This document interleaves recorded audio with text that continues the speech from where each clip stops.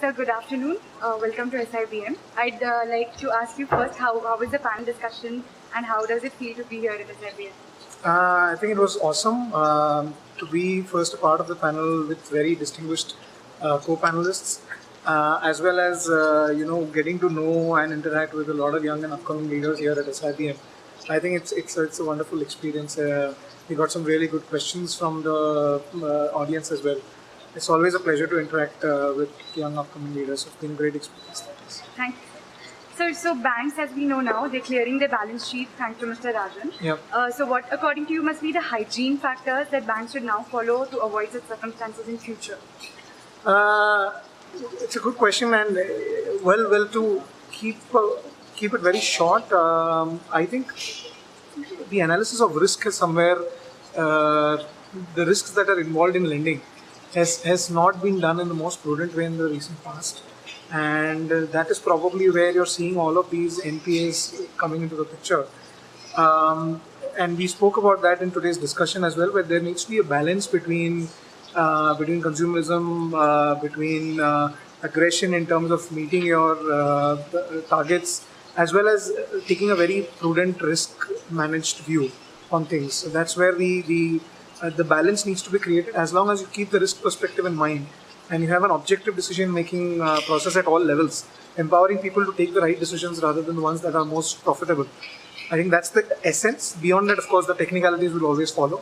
So adherence to the policies and procedures which are laid down, and being more aware of generally the risks that are inherent to lending is something that is very important from the bank's perspective.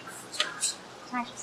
So, sir, how do you think the role of the credit analysts would evolve in future?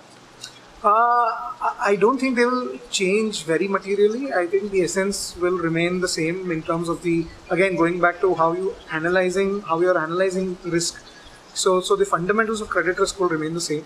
I think it's more important to just be more aware of the economy, the industry, and relative rankings in that respect.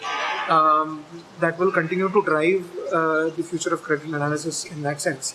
So that is something that is very important and will continue to be in the future as well. So the basics will always remain the same. It's how about you adapt to the changing environment, to the changing economy, and incorporate all of that into your analysis.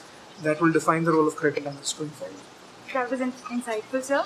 So how do you think that the role of risk managers and credit analysts in India is different compared to their Western counterparts?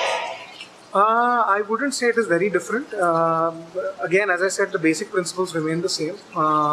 It's the context in which you do the analysis that will be the main difference.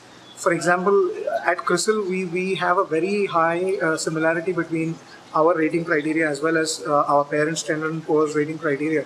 So in that sense, just from a country's perspective, it doesn't make too much of a difference if you're doing a credit risk analysis here or you would be doing it there, because the fundamental principles under which you would be doing that is pretty much the same.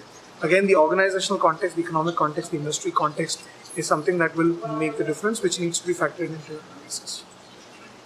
So many of our financial management students aspire to have the credit analyst profile in future.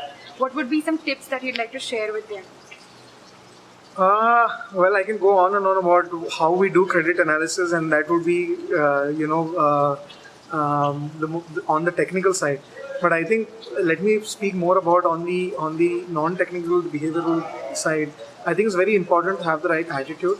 Of course, the basics that you bring to the table is definitely value adding. You need to know your financial aspects. You need to know your financial concepts very clearly. Balance sheet analysis, ratio analysis, those kind of things will always be very important.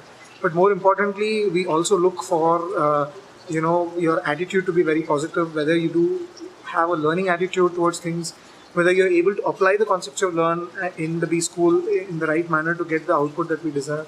Are you able to work in a team to achieve a collaborative output? Are you dedicated? Are you committed to what you're doing? Those are the other aspects that we definitely look at. So it's an all-encompassing skill set that we're looking at, not just technicals. So make sure your fundamentals are right, but also make sure that you develop a good attitude when you come to the corporate world. Thank you for your tips, sir. Thanks a lot. Thanks.